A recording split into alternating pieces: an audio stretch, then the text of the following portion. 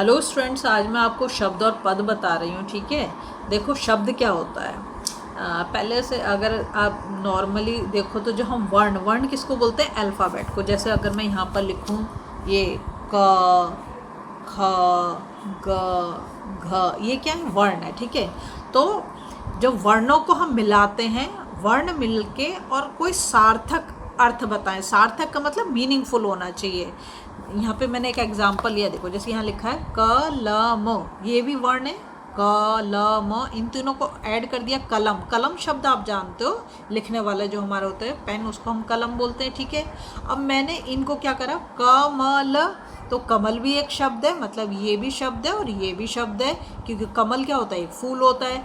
अब यहाँ पे फिर इसको वर्णों को चेंज कर दिया, लकम, लकम कोई शब्द है? कोई शब्द नहीं है। फिर मैंने कहा लमक, लमक कोई शब्द है? कोई शब्द नहीं है। तो शब्द कैसा होना चाहिए? मीनिंगफुल होना चाहिए। वर्ण तो मिलाएंगे, वर्ण तो यहाँ पर हम मिला रहे हैं, वर्ण का मतलब अल्फ़ाबेट है। ठीक है, तो परिभाषा देखो शब्द की क्या है। एक से अधिक वर्णों के मेल से बने सार्थक वर्ण समूह, ध्यान रखोगे, एक से अधिक वर्ण, वर्ण मतलब अल्फ़ाबेट के मेल से बने सार्थक, सार्थक मतलब जिसका मीनिंग हो, वर्ण समूह शब्द कहलाते हैं। जैसे यहाँ लिखा है मोहन नाम है किसी का, ठीक है, राम नाम है, पपीता एक फल का नाम है, आगरा एक शहर का नाम है, आदि। तो इन सब का मीनिंग हमें पता है। ठीक है, अब देखो इसमें क्या क्या ध्यान रखना है तुम्हें। शब्द वर्णों के मेल से बनते हैं, ये तो सही है, शब्द वर्णों के मेल से बनते हैं, लेकिन कैसा मेल होना चाहिए? सार्थक होना चाहिए, ये तुम्हें ध्यान रखना है।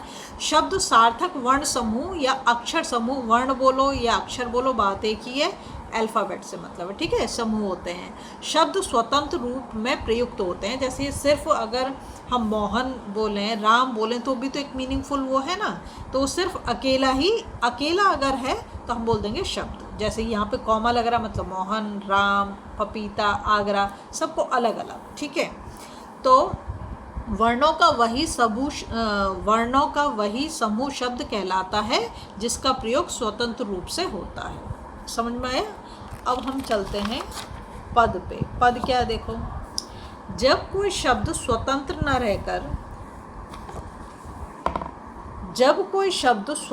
न रहकर व्याकरण के नियमों में बंध जाता है, तब वह शब्द पद बन जाता है। बहुत ईजी है। देखो यहाँ पे मैंने एक सेंटेंस लिखा, श्वेता नाचती है। तो जो मैंने पहला सेंटेंस लिखा, श्वेता नाचती है, तो श्वेता क्या है? एक नाम है, और नाचती है क्या है? इसमें क्रिया है।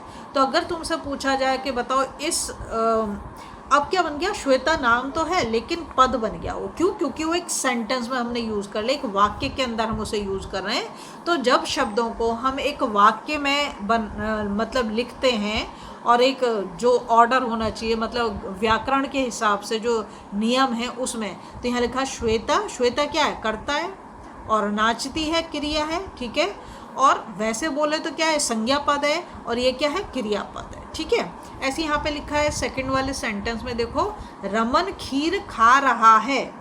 तो रमन तो एक नाम है, और क्या है? ये संज्ञा हो गया, ये तो संज्ञा पद हो गया। अब खीर ऑब्जेक्ट हो गया, मतलब कर्म हो गया। खा रहा है क्या है? क्रिया है। तो ये क्या हो गया? संज्ञा पद। ये क्या हो गया?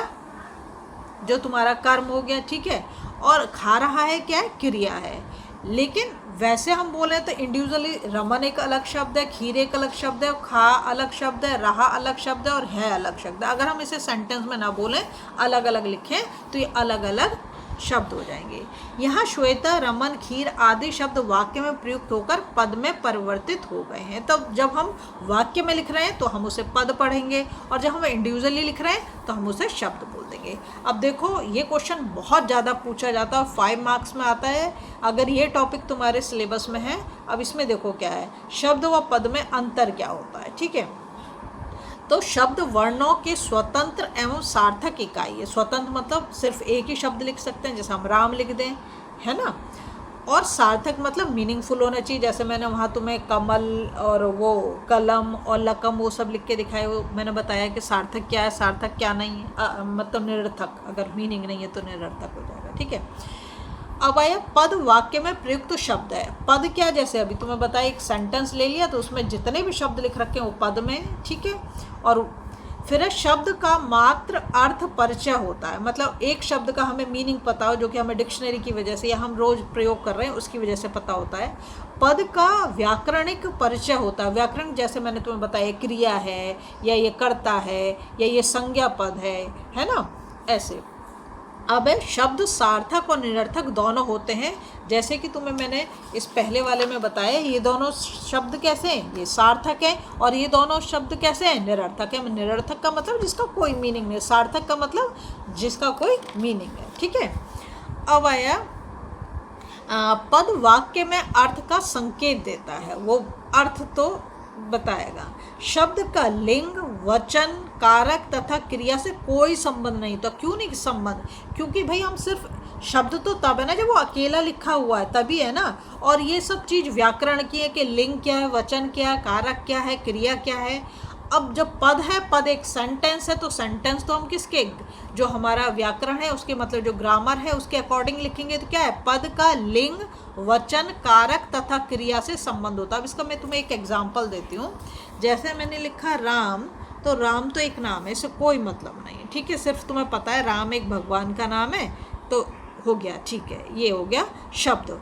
अब देखो मैं तुम्हें बताती हूँ, राम किताब पढ़ता है, ठीक है। अब इस राम को मैं चेंज करके लड़की का नाम लिख देती हूँ सीता। तो सीता में कैसे लिखो कि सीता किताब पढ़ती है। अब देखो सीता लड़की है तो यहाँ पर क्रिया का हो गई पढ़ती, और यहाँ पे राम लड़का है तो क्या है, पढ़ता। तो इसका क्योंकि हम एक सेंटेंस में लिख रहे हैं तो क्रिया पे असर पड़ रहा है, लिंग चेंज हो रहा है। यहाँ पे क्या है, पुल्लिंग, यहाँ पे क्या है, स्त्रीलिंग। तो लिंग की वजह से क्या हो रहा है, ये चेंज हो रहा है। अब मैं अगर बहुवचन में ले लूँ अपने कर्ता को, वे किताब पढ़ते हैं। अब मैंने क्या करा, पहले मैंने लिया पुल्लिंग, फिर मैंने लिया स्त्रीलिंग। अब जो मैंने कर्ता ले लिया मैंने बहुवचन ले लिया, तो अब क्रिया क्या हो गई, पढ़ते हैं। अगर यहाँ मैं लिख दूँ दो लड़कियाँ